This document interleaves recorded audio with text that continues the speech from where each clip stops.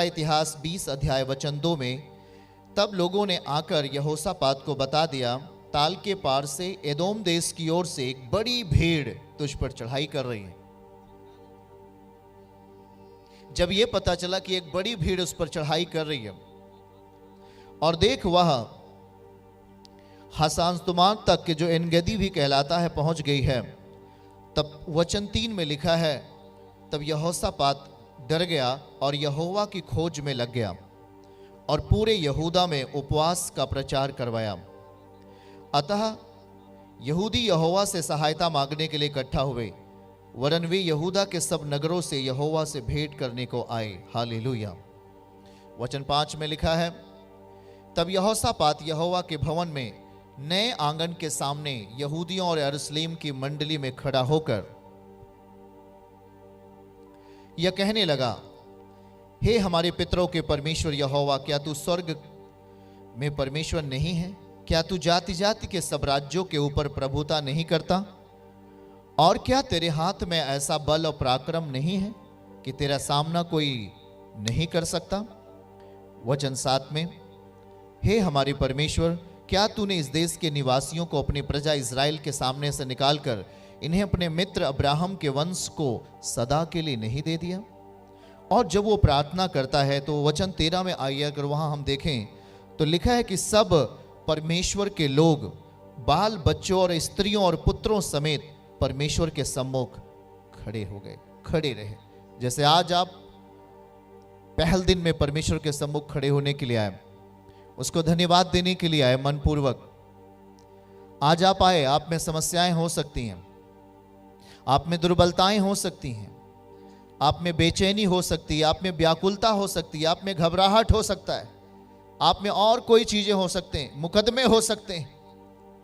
पर याद रखो, यही समस्या जब उस टाइम में भी बाइबल कह रही है, यहोशापात के समय में भी जब यह समस्या आती है और एक बड़ी भीड़ का हमला उन पर आने वाला था, तब उसने क्या किया?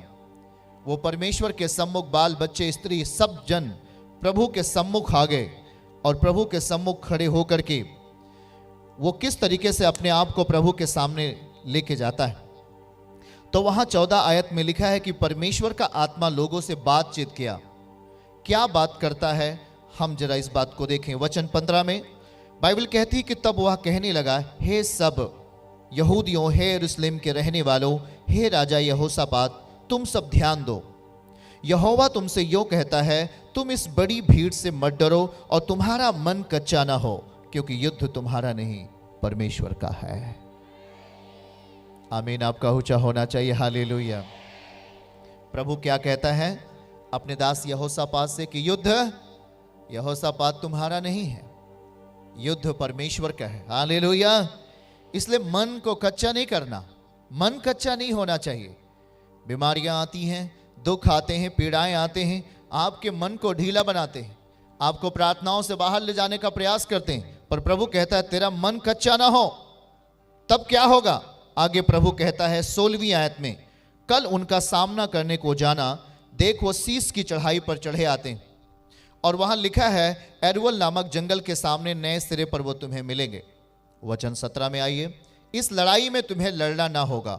हे यहूदा, हे यरूशलेम, ठहरे रहना, ठहरे रहना, हाथ उठा करके ठहरे रहना, विश्वास में ठहरे रहना, वचन में ठहरे रहना, बने रहना, पवित्रताई में, प्रभु के भय में बने रहना, ठहरे रहना।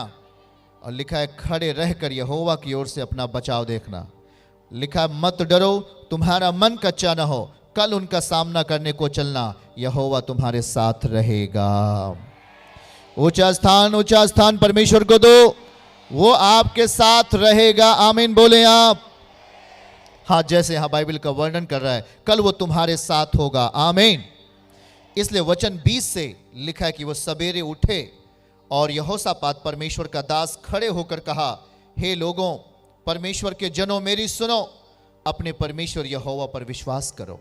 वो जीवित परमेश्वर है जो हमारे आपके लिए बलिदान हुआ, उस पर विश्वास करो, तब तुम स्थिर रहोगे। उसके नबियों की प्रतीति करो, विश्वास करो, तब तुम कृतार्थ हो जाओगे। आमीन।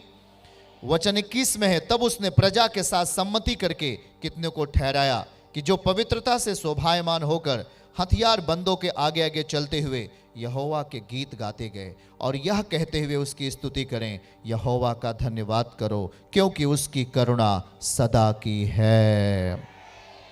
उसका धन्यवाद करना है, आगे आगे चलना है और यही बोलते रहना है, यही गीत गाना है, यही भजन गाना है, यहोवा का धन्यवाद करो क्योंकि वो भला है और उसकी करुणा सदा की है। याद रखें 22 में लिखा है कि जिस समय वे गा करके स्तुति करने लगे, प्रभु को महिमा देने लगे, धन्यवाद देने लगे, महिमा देने लगे, उसकी बड़ाई करने लगे, वहां पर यह लिखा है कि परमेश्वर युद्ध लड़ता है और परमेश्वर वहां युद्ध को लड़ा और युद्ध को जीता और लिखा है कि वे मारे गए।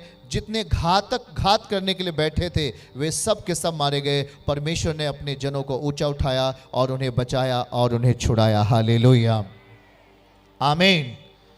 इसलिए प्रियजन, आज के दिन में हमें देखना है कि हमारे पास बहुत सारी ऐसी चीजें आती, बहुत सारे ऐसे बात आपके जीवन में आते जो हो सकता है वो आपको डराने के लिए हो, आपको धमकाने के लिए हो, आपको मारने के लिए हो। पर प्रभु आज आपसे कह रहा है कि तेरा मन कच्चा ना हो, तू मत डर, मत डर। हम अच्छे काम कर रहे हैं, हम बुरे काम नहीं कर रहे हैं। बुरे काम करने वाले को डरना चाहिए, अच्छे काम करने वाले को कदापि डरना नहीं चाहिए। हालेलुया, बातों को समझ रहे हैं कि नहीं?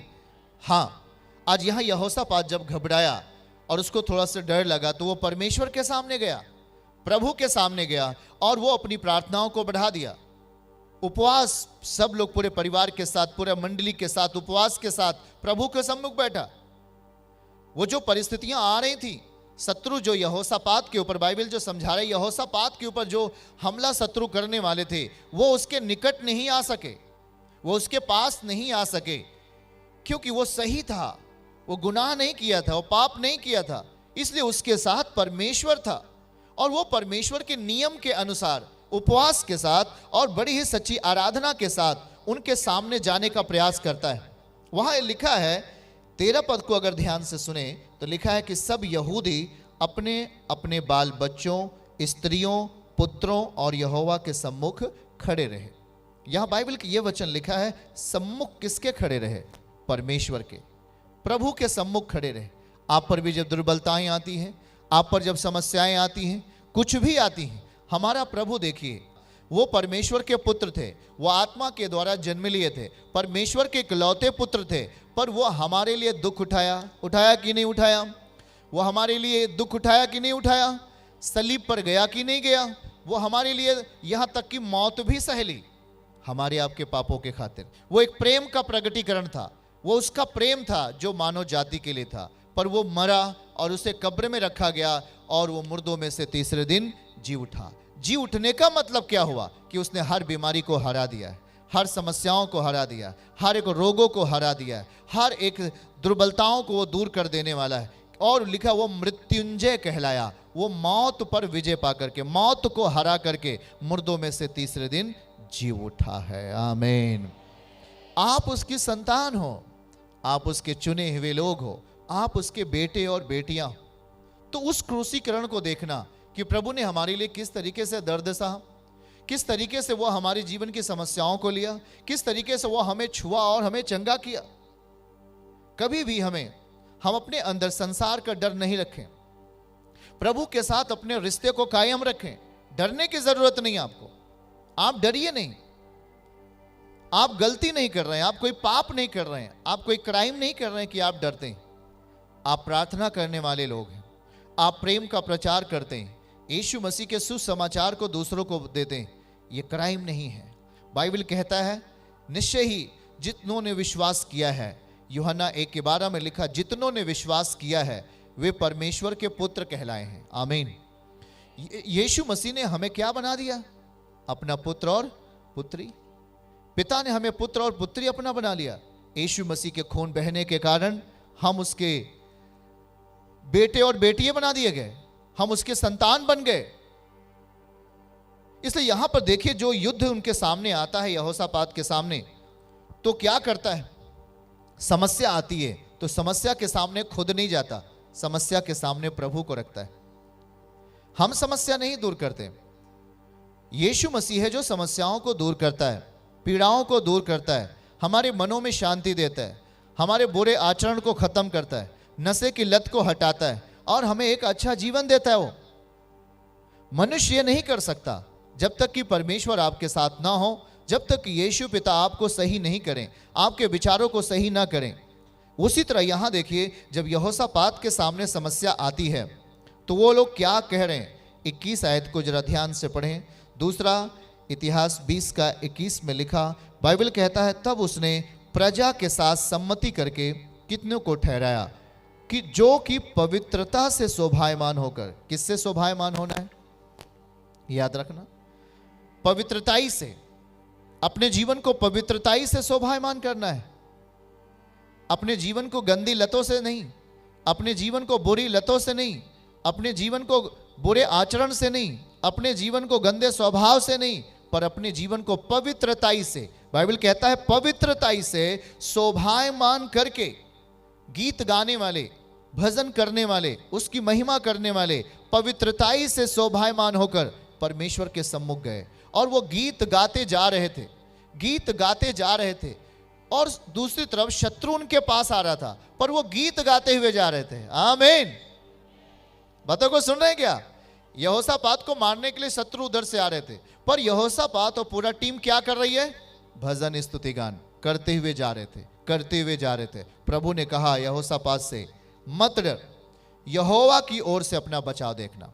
परमेश्वर हमारा बचाव करता है, वही आपको बचाएगा, मनुष्य नहीं बचा सकता, वही आपको बचाएगा, वही आपके लिए रास्ता खोलेगा, वही आपको जीवन देगा। आमीन, हालेलुया। मनुष्य क्या है?